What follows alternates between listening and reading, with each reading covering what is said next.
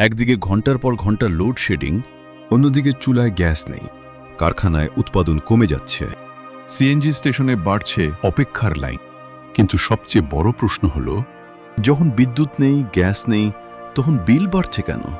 অনেক পরিবার বলছে আগের চেয়ে বেশি টাকা গুনতে হচ্ছে। ব্যবসায়ীরা বলছেন উৎপাদন খরচ বেড়ে যাচ্ছে। আর শিল্প মালিকদের অভিযোগ, পর্যাপ্ত জ্বালানি না পেয়েও তাদের বাড়তি খরচ বহন করতে হচ্ছে। গ্যাসের সংকট, বিদ্যুৎ উৎপাদনের খরচ, নাকি পুরো জ্বালানি ব্যবস্থার ভেতরেই তৈরি হয়েছে এক বড় চাপ? আর এই চাপের শেষ মূল্য কি সাধারণ মানুষকেই দিতে হচ্ছে? চলুন খুঁজে দেখা যাক। বাংলাদেশের বিদ্যুৎ ব্যবস্থার বড় একটি অংশ এখনও গ্যাস নির্ভর। অর্থাৎ বিদ্যুৎ উৎপাদনের জন্য সবচেয়ে গুরুত্বপূর্ণ জ্বালানি হচ্ছে প্রাকৃতিক গ্যাস। কিন্তু গত কয়েক বছরে দেশের নিজস্ব গ্যাস ক্ষেত্রগুলো থেকে উৎপাদন ধীরে ধীরে কমেছে। অন্যদিকে শিল্প, বিদ্যুৎ কেন্দ্র এবং আবাসিক খাতে চাহিদা বেড়েছে কয়েক গুণ। ফলে ঘাটতি পূরণ করতে সরকারকে বিদেশ থেকে এলএনজি বা তরলীকৃত প্রাকৃতিক গ্যাস আমদানি করতে হচ্ছে। সমস্যা হল, দেশীয় গ্যাস তুলনামূলক সস্তা, কিন্তু আমদানিকৃত এলএনজি অনেক বেশি ব্যয়বহুল। বিশ্ববাজারে জ্বালানির দাম বাড়লে সেই চাপ সরাসরি এসে পড়ে বাংলাদেশের উপর। ফলে গ্যাস সরবরাহ কমে গেলে শুধু চুলার আগুনই কমে না, বিদ্যুৎ উৎপাদনও কমে যায়। আর এখান থেকেই শুরু হয় পুরো সংকটের চেইন রিঅ্যাকশন। গ্যাসের ঘাটতি তৈরি হলে বিদ্যুৎ কেন্দ্রগুলো আগের মতো সস্তায় বিদ্যুৎ উৎপাদন করতে পারে না। তখন বিকল্প হিসেবে চালু করতে হয় ফার্নেস অয়েল, ডিজেল বা অন্যান্য ব্যয়বহুল জ্বালানি নির্ভর বিদ্যুৎ কেন্দ্র। সমস্যা হল, এই ধরনের বিদ্যুৎ উৎপাদনের খরচ গ্যাস ভিত্তিক বিদ্যুতের তুলনায় কয়েক গুণ বেশি। অর্থাৎ একই এক ইউনিট বিদ্যুৎ উৎপাদন করতে সরকারের আগের চেয়ে অনেক বেশি টাকা খরচ হচ্ছে। 2026 সালেও জ্বালানি আমদানি ব্যয়, এলএনজি নির্ভরতা এবং ডলার সংকট বিদ্যুৎ খাতের উপর অতিরিক্ত চাপ তৈরি করেছে। ফলে একদিকে উৎপাদন কমছে, অন্যদিকে উৎপাদন খরচ বাড়ছে। আর এই দুই চাপ একসাথে পড়ছে পুরো বিদ্যুৎ ব্যবস্থার উপর। এখানেই শেষ নয়, গ্যাস সংকটের কারণে অনেক শিল্প কারখানা নিজস্ব জেনারেটর চালাতে বাধ্য হচ্ছে। সেখানে ডিজেল ব্যবহার করতে হচ্ছে।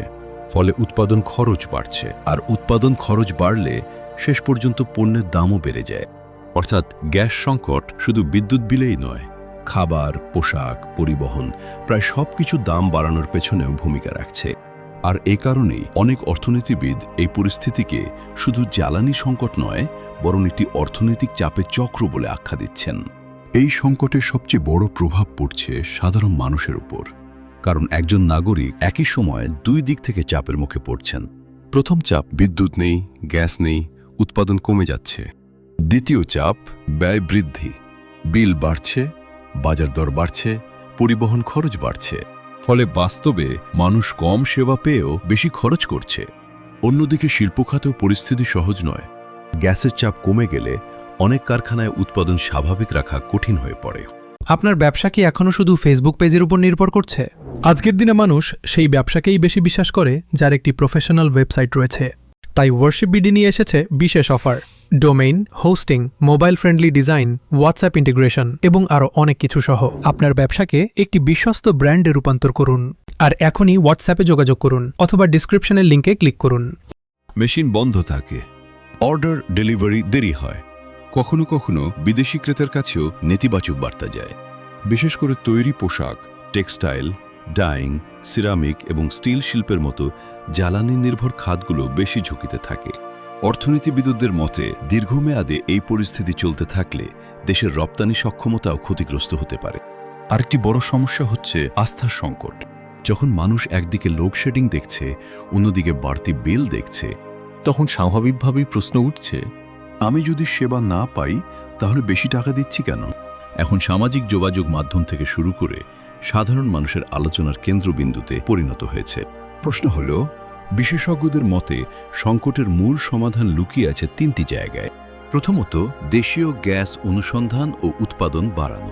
কারণ যত বেশি দেশীয় গ্যাস পাওয়া যাবে, তত কম ব্যয়বহুল এলএনজি আমদানি করতে হবে। দ্বিতীয়ত, বিদ্যুৎ উৎপাদনে জ্বালানির বৈচিত্র্য আনা। অর্থাৎ শুধু গ্যাসের উপর নির্ভর না করে নবায়নযোগ্য জ্বালানি, সৌরবিদ্যুৎ এবং অন্যান্য বিকল্প উৎসের ব্যবহার বাড়ানো। তৃতীয়ত, বিতরণ ব্যবস্থায় স্বচ্ছতা ও দক্ষতা নিশ্চিত করা। কারণ উৎপাদন বাড়ালেই হবে না, সেই বিদ্যুৎ ও গ্যাস সঠিকভাবে ব্যবহার ও সরবরাহ করাও সমান গুরুত্বপূর্ণ। এই পরিবর্তনগুলো রাতারাতি সম্ভব নয়, আর সেই কারণেই দেশের কোটি কোটি মানুষ এখনো অপেক্ষা করছে একটি স্থিতিশীল জ্বালানি ব্যবস্থার জন্য, যেখানে চুলায় গ্যাস থাকবে, কারখানায় উৎপাদন চলবে, বিদ্যুৎ থাকবে নিরবচ্ছিন্ন।